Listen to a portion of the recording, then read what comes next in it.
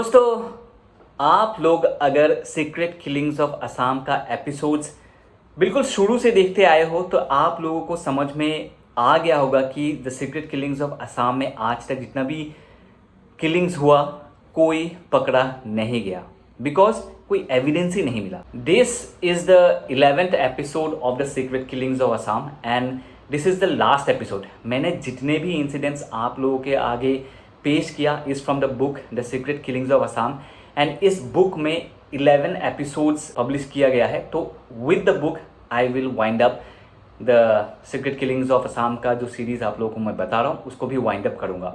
मगर इसके बाद क्या, देखिए इसके बाद मेरा रियल स्ट्रगल स्टार्ट होता है। मतलब अब जो क्राइम स्टोरीज मैं आप लोगों के सामने लाऊंगा that is completely based on my research. मतलब मेरे रिसर्च के आधारित जितने भी क्राइम स्टोरीज मैं आप लोगों के आगे पेश करूंगा। नाउ आप लोगों का इतना सपोर्ट एंड प्यार के वजह से मैंने सोचा कि मैं I will continue making crime stories या तो ऐसे कुछ जो हिस्ट्री में छुपा दिया गया हो ऐसे कुछ स्टोरीज में आप लोगों के आगे मैं लाऊंगा, इंसिडेंट्स आप लोगों के आगे लाऊंगा एंड थोड़ा थोड़ा मैं बीच बीच में ट्रैवल वीडियोस भी देता रहूँगा। मैं शायद ऐसा एक पहला ब्लॉगर हूँगा जो क्राइम स्टोरीज भी आप लोगों के आगे पेश करता है एंड साथ में ट्रैवल स्टोरीज भी दिखाता है। तो दोस्तों, आज का इंसिडेंट है दीपक चौधरी के ऊपर। कैसे असाइलेंट्स मर्डर करते हैं, इनका तरीका क्या है आप लोगों को अब तक अंदाजा हो गया है। बट इन इंसिडेंट्स में मेन क्वेश्चन खड़ा होता है कि ये जो विक्टिम्स हैं उनको क्यों मारा गया, क्या उनका कोई रिलेटिव अल्फा में है। तो आज के इंसिडेंट में दीपक चौधरी को क्यों मारा गया, उनका क्या कोई उनके अल्फा के साथ कुछ कनेक्शन था एंड दीपक चौधरी कौन है, साथ में शशधर चौधरी कौन है, आप लोगों को आज के एपिसोड में पता चलेगा। नमस्कार दोस्तों, माय नेम इज चाव सुरेंग Rajkumar and welcome back to one SMS guys channel.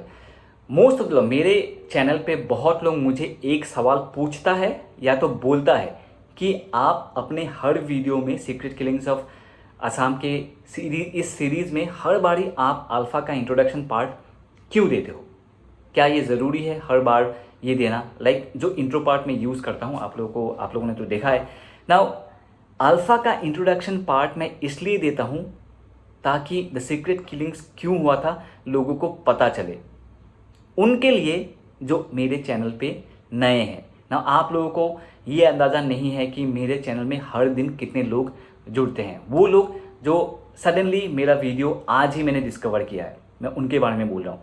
अब मैं आप लोगों को एक एनालिटिक्स दिखाता हूँ तो आप लोगों को समझ में आएगा। देखिए इस एनालिटिक्स में 69% लोगों ने मेरा चैनल को सब्सक्राइब नहीं किया हुआ है, 30% लोग मेरे फॉलोअर्स हैं। इस 69% में कुछ लोगों को मेरा वीडियोस YouTube रेकमेंड कर देता है बिकॉज उन्होंने मेरा चैनल तो सब्सक्राइब नहीं किया हुआ है, बट वो लोग मेरा वीडियोस पहले देख चुका है बट सब्सक्राइब नहीं किया हुआ है। बट इन 69% में कंसिडर 40% नए लोग मेरे चैनल को हर दिन इंट्रोड्यूस वो डिस्कवर करते हैं, which is more than my followers count. मेरा फॉलोअर्स काउंट जो मेरा वीडियोस देखते हो कितना है 30%, और अगर मैं इसको पकड़ता हूँ तो ये 40% है। सो नए लोगों के लिए why secret killings took place in Assam देखना बहुत ही इंपॉर्टेंट है, और इसीलिए मैं हर वीडियो में why secret killings took place in Assam का अल्फा का इंट्रोडक्शन देना ज़रूरी समझा। आप लोग बताना कि आप लोग के बारे में क्या सोचते हो, मैंने सही किया कि गलत किया। It is just for people's convenience मैंने ये डाला है। दोस्तों, सीक्रेट किलिंग्स असम में क्यों हुए थे जानने से पहले आप लोगों को जानना पड़ेगा अल्फा कौन है। Alpha United Liberation Front of Assam एक आर्म्ड मिलिटेंट ऑर्गेनाइजेशन है जिसे लोग एक्सट्रीमिस्ट ऑर्गेनाइजेशन भी कहते हैं और कुछ लोग अल्फा को रिवॉल्यूशनरी ऑर्गेनाइजेशन भी कहते हैं। अल्फा फॉर्म हुआ था 7 अप्रैल 1979 में। अल्फा का डिमांड था एक सोवरेन असम, मतलब अल्फा को एक अलग देश चाहिए था। ओवर द इयर्स अल्फा अलग अलग फ्रैक्शंस में डिवाइड हो गया। एक फैक्शंस को पीस टॉकर्स के नाम से जाना जाता है। पीस टॉकर्स गवर्नमेंट के साथ पीस अकॉर्ड साइन करने के लिए आगे आए। 29 दिसंबर 2023 को पिछले साल अल्फा और सरकार के बीच पीस अकॉर्ड साइन हुआ। अब जब डील साइन हो गई है तो पीस टॉकर्स अब नहीं है। Now what about the other faction of Alpha? दूसरा faction of Alpha जिसे Alpha Independent के नाम से जाना जाता है अभी भी एक्टिव है और इस फैक्शन को परेश बरुआ लीड कर रहे हैं। मतलब परेश बरुआ फैक्शन आई अल्फा के चीफ है। जब से अल्फा फॉर्म हुआ था 7 अप्रैल 1979 से आज तक इन 45 इयर्स में अल्फा में बहुत से मिलिटेंट्स थे जिन्होंने सरेंडर किया या तो आत्मसमर्पण किया। उनको सल्फा का नाम दिया गया, surrendered United Liberation Front of Assam. As per Wikipedia, the total number of alpha militants to have laid down arms has gone up to 8,718। अगर मैं इस पैराग्राफ में इन नंबर्स को ऐड करता हूं और 2024 तक काउंट करता हूं तो total number of surrendered militants would be over 10,000। मतलब आज तक 10,000 से भी ऊपर अल्फा मिलिटेंट्स ने सरेंडर किया। सीक्रेट किलिंग्स असम में जिसे गुप्त हत्या का नाम दिया गया था स्टार्ट हुई थी इन मिड 1990s से अर्ली 2000s तक। जब सल्फा फॉर्म हुआ तो सल्फा और अल्फा के बीच एक अंडरग्राउंड वॉर चलना ही था। अब मैं कुछ लाइंस पढ़ने जा रहा हूँ from the book secret killings of Assam से कि कैसे सीक्रेट किलिंग्स फॉर्म हुई थी असम में। There are 3 main reasons. First, Alpha was specifically targeting Salfa members who had surrendered and tried to settle down to new and peaceful lives. But the state never allowed them to have an easy way. They rather used them against Alpha, making them easy targets. The Salfa members were desperate to hit back as they had both the information about Alpha movements and more importantly illegal arms, which they never gave up. The state government exploited the situation and unleashed them, creating a Frankenstein which only returned to haunt the state. Secondly, Alpha was also targeting the grassroots leaders of AGP. There was no provocation and many of them were killed just because they were AGP members. This had angered AGP leadership and they were waiting for an opportunity to hit back. Thirdly, there was the pressure from the union government as well as the unified command structure to act decisively. All this led to a series of secret killings under the direct patronage of the then state government of Assam. In short, मैं आप लोगों को समझा देता हूँ। Alpha के leaders को पकड़ने के लिए या तो सरेंडर करवाने के लिए, पीस टॉक्स या तो मारने के लिए ही स्टेट गवर्नमेंट ने सिक्योरिटी फोर्सेस और सल्फा का यूज किया by harassing, torturing and killing the relatives और क्लोज एक्वेंटेंसेस ऑफ अल्फा। ये एक रिवेंज किलिंग भी था बिकॉज अल्फा ने कुछ अखम गण परिषद एजीपी के लीडर्स को भी मार दिया था, सल्फा को भी टॉर्चर एंड मर्डर कर दिया था और ऊपर से यूनियन गवर्नमेंट से भी प्रेशर था to disband United Liberation Front of Assam. In this process of disbanding या तो अल्फा को तोड़ने के लिए या तो इस रिवेंज किलिंग में मैक्सिमम इनोसेंट लोगों की जान गई। फॉर एग्जाम्पल डॉक्टर धरणी दासेस फैमिली जिनका भाई अल्फा में था Mithinga Daimary, my late father Dimber Rajkuwar who was the elder brother of the ex ULFA chairman Aurobindo Rajkhowa and many such innocent relatives and acquaintances of ULFA. इस सिस्टम को अल्फा के रिलेटिव्स या तो एक्वेंटेंसेस को मारने का इसको गुप्त हत्या या तो सीक्रेट किलिंग्स ऑफ असम का नाम दिया गया। अब आते हैं इंसिडेंट के दिन क्या हुआ वो देखते हैं। देखिए, इंसिडेंट के दिन क्या हुआ देखने से पहले मैं आप लोगों को आज के विक्टिम का, दीपक चौधरी का फैमिली ट्री दिखा देता हूँ। ओके दोस्तों, सो ये है family tree. Dinabandhu Choudhury and Bhadravati Choudhury are husband and wife. उनके एक बेटे का नाम है Deepak Choudhury. Deepak Choudhury was also married and उनके वाइफ का नाम है उषा चौधरी। दोनों का एक 18 मंथ ओल्ड बच्ची है जिसका नाम है रिमझिम चौधरी। नाउ इस फैमिली ट्री में ये वाला इंसान कौन है ये मैं आप लोगों को वीडियो में आगे बताऊंगा। दीपक चौधरी रहने वाले थे हिलोसा विलेज, नलबारी डिस्ट्रिक्ट, असम के। देखिए यहाँ पे इस बुक में हिलासा लिखा हुआ है, HELASHA ये लिखा हुआ है, पर मैंने एक आर्टिकल में पढ़ा था टेलीग्राफ में, उसमें HELOSA लिखा हुआ था। तो मैं एग्जैक्टली क्या प्रोनाउंसिएशन होगा ये मुझे आइडिया नहीं है, आप लोग मुझे कमेंट सेक्शन में बताइएगा। पर मैं इस बुक में अभी जो लिखा हुआ है मैं उसी को लेके कंटिन्यू करूँगा। तो दीपक चौधरी रहने वाले थे हिलासा विलेज, नलबारी डिस्ट्रिक्ट, असम के। 8 जनवरी सन 2000 रात के 1:30 बजे दीनाबंधु चौधरी अपनी फैमिली के साथ रात को सो रहे थे। अचानक से दीनाबंधु चौधरी अचानक से अपने घर के बाहर कुछ कदमों की आवाज़ सुन के वो जाग गए। इस समय यहाँ पे कौन हो सकता है? उन्हें ऐसा लगा कि घर के बाहर लगभग 6 से 7 लोग हैं। खतरे की भावना उनके रोंगटे खड़ा कर दिया। किसी ने दरवाज़ा नॉक किया तो घर वालों ने कोई रेस्पॉन्ड नहीं दिया, जवाब नहीं दिया। फिर उनमें से किसी एक ने दरवाजे पर ज़ोर से बैंग करने लगे, फिर भी उन्होंने कुछ जवाब नहीं दिया। मतलब बैंग होने पे तब तक तो ऑलरेडी फैमिली के सभी मेंबर्स जाग चुके थे। नाउ थोड़ी देर बाद एक व्यक्ति ने कहा कि खुड़ा मैं बरदলৈ दरजाखन खुलक, चाचा मैं बरदলৈ, कृपया दरवाज़ा खोलिए। लेकिन चौधरी के परिवार ने किसी ने दरवाज़ा नहीं खोला और आखिरकार वो लोग दरवाज़ा तोड़ के अंदर घुस गए। उन्होंने सबसे पहले दीपक को खोजा। दीपक डरा हुआ था और वो अपने फादर दीनाबंधु चौधरी के पीछे खड़ा था। अब घुसपैठियों ने ज़्यादा कुछ नहीं किया, सीधा दीनाबंधु चौधरी फादर को धक्का मार के हटाया और दीपक चौधरी को घर से बाहर वरांडा की ओर लेके गया। नाउ इस कैओस और इस हलचल के बीच उनकी जो 18 मंथ की जो बेटी थी रिमझिम, वो जाग गई। वो मुश्किल से समझ पा रही थी कि उसके पापा के साथ क्या होने वाला है। दीपक की माँ डर के मारे कुछ भी बोल नहीं पा रही थी। दीनाबंधु ने अपने बेटे को बचाने के लिए बहुत कोशिश की, मगर उनका जो स्ट्रेंथ था, ऑब्वियसली जो घुसपैठिया आया था, जो किलर्स आए थे, वो लोग जवान थे तो उनका ज़्यादा स्ट्रेंथ था, तो वो मैच नहीं कर पाए। उन्होंने बार बार रिक्वेस्ट किया, कृपया मेरे बेटे को मत मारो, बट वो अनसुने रहे। उषा चौधरी, दीपक चौधरी का वाइफ, अपनी बेटी रिमझिम को अपने छाती से चिपकाया हुआ था। मतलब हम लोग एसएमईज में कोकालत एनेके माने कुसत लोई थका बोली कय, सो ऐसे छाती में चिपकाया हुआ था। वो अपने हस्बैंड को बचाने की बहुत कोशिश कर रही थी एंड वो असाइलेंस जो थे उनको बोल रहे थे कि मेरे हस्बैंड को छोड़ दो, उनको मत मारो, मुझे विधवा मत बनाओ। वो गिड़गिड़ाते हुए ये सब कह रही थी और इस हंगामे में रिमझिम रोने लगी।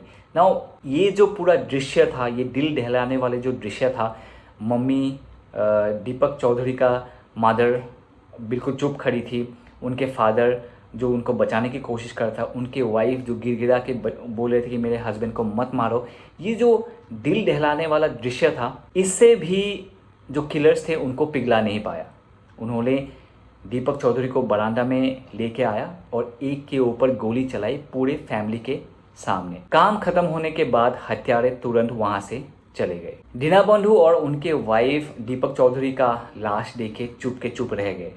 उनके वाइफ उषा तो ऑब्वियसली ऐसे सिचुएशन में क्या होगा आप लोग खुद सोचिए, मतलब वो पागल सी हो गई थी। उनके बेटी को तो इतना समझ में नहीं आया था, तो गोली को इतना ज़ोर से गोलियों का आवाज़ निकला था, शोर हुआ था, तो वो थोड़ा सा ट्रॉमेटाइज हो गई थी। पूरा फैमिली दीपक के आंखों को देख पा रही थी, उदास और माफ़ी मांगते हुए, जो कहना चाहती थी कि कृपया मुझे माफ़ कर दो, मैं आप लोगों के प्रति जो रिस्पॉन्सिबिलिटीज़ मेरा था वो मैं निभा नहीं पाया। सुबह 7:25 को परेश चौधरी, अब परेश चौधरी कौन है इस बुक में मेंशन नहीं किया गया है, इनका रिलेटिव भी हो सकता है या तो उनके नेबर भी हो सकता है। तो परेश चौधरी जो सोलमड़ा पुलिस चौकी है वहाँ पे, तो वहाँ पे जाते हैं, वहाँ पे जो ऑफिसर इंचार्ज रहता है इस भयानक हत्या के बारे में एफआईआर दर्ज करवाता है। ऑफिसर इंचार्ज जो रहता है सोलमड़ा चौकी का, वो एक जनरल डायरी पे केस रजिस्टर करता है एंड वो फिर पहुंचते हैं बेलसोर पुलिस स्टेशन। बेलसोर पुलिस स्टेशन का जो ऑफिसर इंचार्ज रहता है उनको इस घटना के बारे में सूचित करता है। बेलसर पुलिस स्टेशन के जो ऑफिसर इंचार्ज रहता है इस केस को रजिस्टर करता है और फिर वो इस हत्या की जांच जो सोलमड़ा पुलिस स्टेशन चौकी का जो ऑफिसर इंचार्ज रहता है उन्हीं को सौंपता है। तो ऑफिसर इंचार्ज तुरंत अपने काम पे लग जाता है और वो अपने मतलब जो घटना स्थल है वहाँ पे जाके पहुँचता है। वहाँ पे दिखता है कि दीपक चौधरी का लाश गिरा हुआ है और वहाँ पे 5 AK-47 के एम्प्टी कार्ट्रिजेस उनको मिलता है। जो ये पुलिस स्टेशन और दीपक चौधरी का घर का डिस्टेंस खाली 3-4 किलोमीटर का ही डिफरेंस है। और फिर दीपक चौधरी का डेड बॉडी उसके बाद पोस्टमार्टम के लिए नौलबाड़ी सिविल हॉस्पिटल भेजा जाता है। पुलिस वहाँ पे पहुँचते ही 2 लोगों से पूछताछ किया, एक है परेश चौधरी और दूसरा है दीनाबंधु चौधरी। परेश चौधरी का स्टेटमेंट ये था कि लगभग 1:30 बजे कम से कम 20 लोग एक मारुति और 2 टाटा सुमोज में आए उनके दीपक चौधरी के घर और दीपक चौधरी को घर से बाहर निकाला और उनको गोली मार दिया। किसी का रिक्वेस्ट सुना नहीं कि उनको मत मारो, उनको ये सब कुछ मत करो, ये सब कुछ नहीं सुना और किलर्स ने उनको सीधा गोली मार के हत्या कर दी। दीनबंधु चौधरी ने अपने स्टेटमेंट के साथ साथ आरोप भी लगाया कि ये जो इंसिडेंट हुआ था रात को 1:30 बजे, वो लोग सौलमारा पुलिस चौकी पहुंचे थे रात के 3:40 पर चौकी पे पहुंचे, पुलिस को इस घटना के बारे में सूचित किया, पर पुलिस उनके घटनास्थल पे पहुंचते हैं सुबह 8 बजे। क्या उसके बाद जो नौलबरी डिस्ट्रिक्ट के डीसी हैं, एसपी है, घटनास्थल पे पहुंचते हैं और घटनास्थल को मतलब इंस्पेक्शन करता है। फिर दीनबंधु चौधरी ये भी कहता है कि ये बहुत इंटरेस्टिंग चीज़ है, आप लोग थोड़ा सा गौर करना, क्योंकि पहले जितने भी केसेस मैंने बताए ये कहीं पे भी नहीं हुआ था, इस इंसिडेंट में हुआ है। इस घटनास्थल से मतलब दीपक चौधरी के घर से किलर्स 29 तोलाज ऑफ गोल्ड, 29 तोला खून और 11,500 भी लेके गए। मतलब it's a kind of a dacoity आप बोल सकते हो। तो वो लोग इतना पैसा और सोना लेके वो लोग किलर्स वहाँ से गए थे। वास्तव में जब ये पुलिस इन्वेस्टिगेशन होता है तो उन लोगों को पता चलता है कि जो किलर्स अपना वाहन, अपना गाड़ी एक मंदिर जो 200 मीटर दूर था वो वहीं पे पार्क करके वो लोग ये क्राइम करने के लिए आता है। और दीनबंधु के बयान के आधार पर कि किलर ने खुद को अपने बोर्डोलोई बताया था, तो ये सस्पिशन जाता है उस टाइम के साल्फा लीडर अविनाश बोर्डोलोई के ऊपर। पुलिस ने अविनाश बोर्डोलोई को इन्वेस्टिगेट किया पर उनको छोड़ देता है, क्योंकि अविनाश बोर्डोलोई ये बोलता है कि जब ये घटना हुआ था वो 7 तारीख से ही अपने मदर के साथ जो टॉपॉन डेका करके एक नर्सिंग होम था, वो अपने मदर के ट्रीटमेंट के लिए वहाँ पे था। And the interesting fact is police officers ने इस स्टेटमेंट को कभी वेरीफाई नहीं किया। इसके अलावा क्योंकि नर्सिंग होम दीपक के घर से मतलब 15 किलोमीटर दूर था, तो बोर्डोलोई उस दूरी को तय करके ये अपराध आराम से कर सकता था। पुलिस का रोल देखिए, इन्वेस्टिगेटिंग ऑफिसर्स ने जितने लोगों को पूछताछ करना था, जितने लोगों को इन्वेस्टिगेट करना था, सबको नहीं किया। कुछ ही लोगों को उन्होंने इन्वेस्टिगेट किया और इसी से पता चलता है कि वो पुलिस अपराधी को पकड़ने में इतना सीरियस नहीं थी। उन्होंने क्राइम स्पॉट पे फिंगरप्रिंट्स कलेक्ट नहीं किया।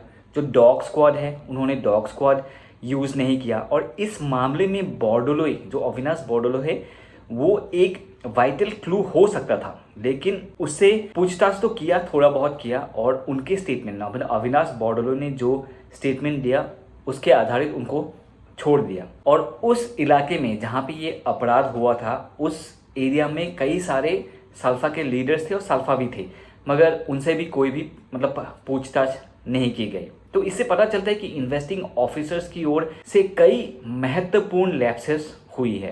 अब इस इंसिडेंट का मेन क्वेश्चन पे आते हैं, वो है दीपक चौधरी को क्यों मारा गया। सबसे पहले मैंने वीडियो के स्टार्टिंग में आप लोगों को जो फैमिली ट्री दिखाया था, एक मैंने गैप रखा था, मैं आप लोगों को वो दिखाता हूँ। ये पहले फैमिली ट्री देख लेते हैं। तो इस फैमिली ट्री में ये जो गैप है इसको फिल करते हैं शशधर चौधरी। कौन है शशधर चौधरी? वो एक अल्फा का टॉप लीडर थे। नाउ लीडर क्यों थे वो आगे मैं आप लोगों को इन्फॉर्मेशन दूंगा। सबसे पहले मैं आप लोगों को बता देता हूँ कि शशधर चौधरी दीपक चौधरी का बड़ा भाई है और दीनबंधु चौधरी एंड भद्रवती चौधरी का बड़ा बेटा है। तो ये फैमिली ट्री का यहाँ पे ये कंप्लीट होता है। अब मैं आप लोगों को थोड़ा सा समझा देता हूँ कि शशधर चौधरी कौन है, अल्फा में क्या रोल प्ले करते थे शशधर चौधरी।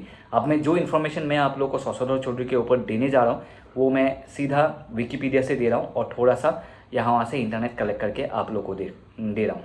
तो शशधर चौधरी एलायस शश चौधरी, जो रियल नेम है इनका Shailen Choudhury, is the foreign secretary of the outlawed group ULFA. मतलब अल्फा के फॉरेन सेक्रेटरी थे वो हिलोसा विलेज नौलबरी डिस्ट्रिक्ट के रहने वाले थे। शशधर चौधरी शादीशुदा है, उनके वाइफ का नाम है रुनिमा चौधरी एंड उनकी बेटी का नाम है शिशिर चौधरी, एक ही बेटी है। 1 नवंबर 2009 को कुछ अनआइडेंटिफाइड गनमैन चौधरी और अल्फा के फाइनेंस सेक्रेटरी चित्रमन हजारिका को ढाका के उत्तरा के सेक्टर 3 में एक घर से ले गए।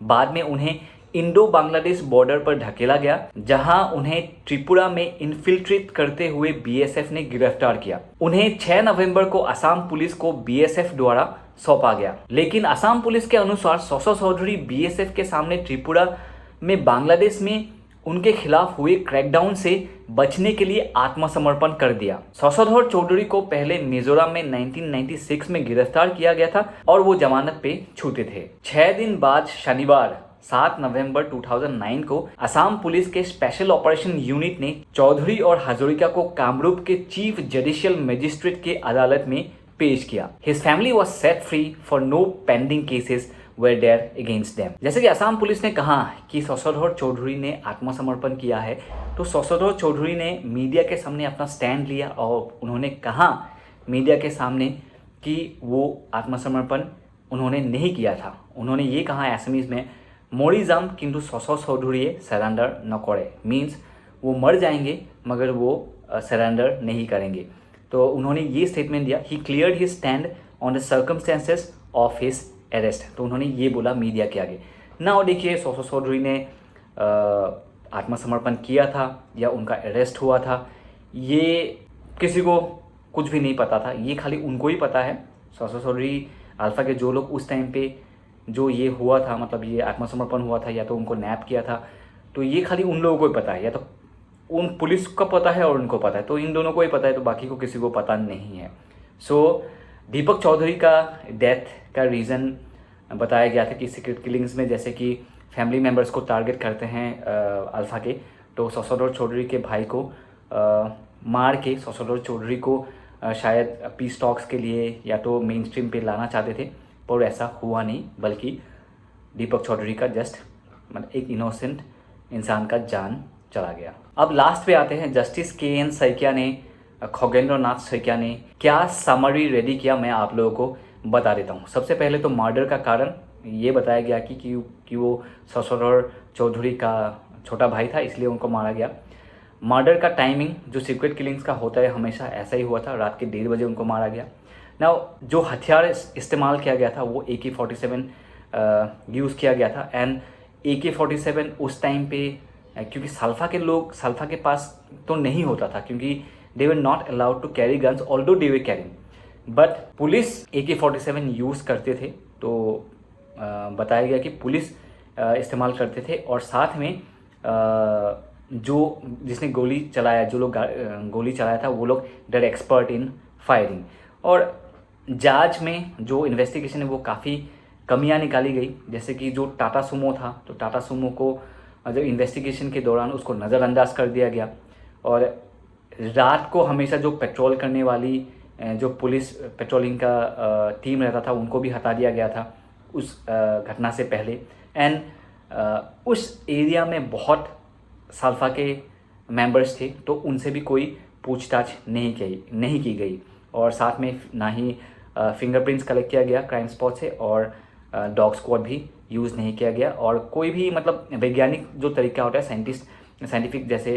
साइंटिफिक इन्वेस्टिगेशन जो होता है, फॉरेंसिक एंड बैलिस्टिक एग्जामिनेशन, ये भी नहीं किया गया। नाउ जो सरकारी प्रक्रिया किया गया कि गवर्नमेंट के तरफ से ये जो विक्टिम का फैमिली की तरफ मतलब कोई कॉन्डोलेंसेस मैसेज नहीं दिया गया और सरकार की तरफ से भी इनिशियली जब ये इंसिडेंट हुआ था कोई इस फैमिली को फिनेंशियली आर्थिक मदद नहीं दी गई।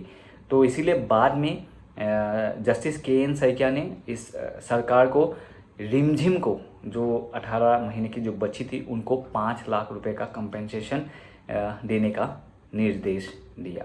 ओके दोस्तों, सो ये था दीपक चौधरी का incident, the secret killings of Assam का वन ऑफ द इंसिडेंट्स। ये लास्ट इंसिडेंट मैंने आप लोगों को नरेट करके बताया from the book the secret killings of Assam. वैसे the secret killings of Assam की बुक में 24 और केसेस हैं जो बिल्कुल ब्रीफ में लिखा गया है, मतलब लास्ट में लिखा गया है, तो उनको मैं नरेट नहीं करूँगा। ऑलमोस्ट केसेस सेम तरह का ही है। आप लोगों को तो पता चली गया अब तक कि कैसे विक्टिम्स को घर से उठा के लेके जाते थे और कहीं पे मर्डर कर देते थे, तो फैमिली वाले अगले दिन डिस्कवर करते थे बॉडी, या तो उनके फैमिली में ही जाके फैमिली वाले को मारते थे या तो पूरा फैमिली को ही हटा देता था। तो ऐसे बहुत सारे इंसिडेंट्स हुआ था। तो इन 35 केसेस को ही जस्टिस के.एन. सैकिया ने सबमिट किया। ना 35 केसेस है, 35 केसेस को सबमिट किया, पर इस 35 केसेस में 35 विक्टिम्स नहीं है, 50 विक्टिम्स है, क्योंकि किसी किसी फैमिली में पूरा फैमिली को ही मार दिया। जैसे उमाकांत गोगोई, उनके पूरा फैमिली को 6 लोगों को बम से उड़ा दिया। डॉक्टर धरणीधर दास, उनके फैमिली में 5 लोगों को उड़ा दिया। तो ऐसे टोटल बना था 50। ये ऑफिशियल डाटा है, 50 लोगों को मारा गया और 35 केसेस को जस्टिस के एन सैकिया ने सबमिट किया। बट इसका कोई ऑफिशियल मतलब ये ऑफिशियल एक पूरा वैलिड डॉक्यूमेंट ये नहीं है कि कितने लोग मारे गए, ये कहीं पे भी नहीं मिला। पर किसी जो न्यूज़पेपर है उन्होंने क्या बताया मैं आप लोगों को बता देता हूँ। द हिंदू, बहुत ही फेमस न्यूज़पेपर है, हिंदू ने बताया था कि 400 लोगों का, इनोसेंट लोगों का जाने गई। द प्रिंट करके एक न्यूज़पेपर है, तो प्रिंट मीडिया ने क्या कहा था, प्रिंट ने बोला कि 1100 इनोसेंट लोगों का जाने गई थी फ्रॉम 1998 टू 2001। सोचिए कितने इनोसेंट लोगों का जाने गई। अब मैं यही कहना चाहूँगा कि मैंने ये जो एपिसोड, ये जो जितने भी सीक्रेट किलिंग्स का एपिसोड बनाया, दैट इज़ बिकॉज मैं एक ट्रैवल ब्लॉगर हूँ। मैं हमेशा ट्रैवल ब्लॉग ही बनाता था या तो घर में ब्लॉग्स बनाता था। बट जब मैंने अपना पापा का story, my father was also one of the victims of secret killings of Assam, उनको भी मार दिया गया था अपने ऑफिस में। तो मैंने एज अ ब्लॉगर मैं ये चाहता हूँ कि आप लोग मुझे देखते हो कि मैं अपना पापा का स्टोरी भी आपके सामने लाऊं। तो मैंने अपना पापा का स्टोरी सबसे पहले स्टार्ट किया था और इस बुक में ये 4था स्टोरी है, मतलब 4th स्टोरी है, 4th नंबर पे है।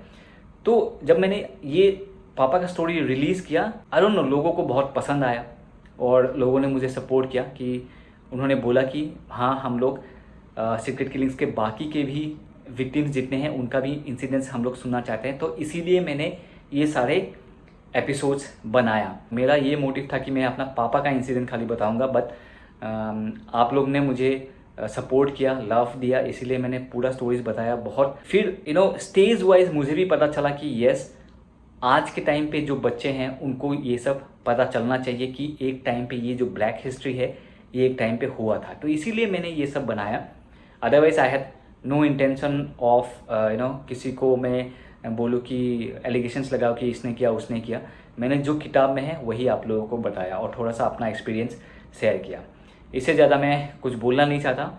Thank you so much for love and support आप लोगों ने। अभी मेरा चैनल थोड़ा रैपिडली ग्रो हो रहा है, हर दिन कम से कम 10, 15, 20 फॉलोअर्स आ जाते हैं। इसके लिए बहुत बहुत थैंक यू, आप लोग मुझे सपोर्ट दे रहे हो। And what I have decided is मैं कंटिन्यू करता रहूँगा क्राइम स्टोरीज एंड साथ में ट्रैवल वीडियोस भी दिखेगा। इस एपिसोड के बाद मैं 3-4 ट्रैवल वीडियोस डालूंगा, उसमें भी थोड़ा सा मुझे सपोर्ट कर देना। फिर मैं क्राइम स्टोरीज लाऊंगा। कुछ मेरे लिस्ट में ऑलरेडी है, जैसे पराग दास है और एक राजखुआ फैमिली है, जो वो एक जज हुआ करते थे। उनका फैमिली को क्या हुआ था वो तो आपको पता चलेगा, बट मैं वो स्टोरी नरेट करूँगा पूरे एसएमईज़ में, क्योंकि वो हिंदी में काफ़ी सारे बना हुआ है। तो एसएमईज़ में नहीं बनाया तो एसएमईज़ में बनाऊंगा, वो सोच के रखा है। तो ऐसे काफ़ी सारे कहानियाँ लाऊंगा। आपका सपोर्ट आप मुझे देते रहिएगा। बाकी मुझे आप इंस्टाग्राम और फेसबुक में फॉलो कर सकते हो टू लुक, मतलब मेरे रील्स का जो छोटा मैं एसएमईज़ रील्स देता हूँ, या तो मैं हिंदी में रील्स बनाता हूँ ट्रैवल रिलेटेड, या तो डॉग अवेयरनेस, ये सब आप लोगों को देखने को मिलेगा मेरे सोशल मीडिया के दूसरे प्लेटफॉर्म्स में। बस इतना ही, बहुत लंबा हो गया ये वीडियो। आज के लिए इतना ही। बाय बाय, टेक केयर, जय हिंद एंड जय होम।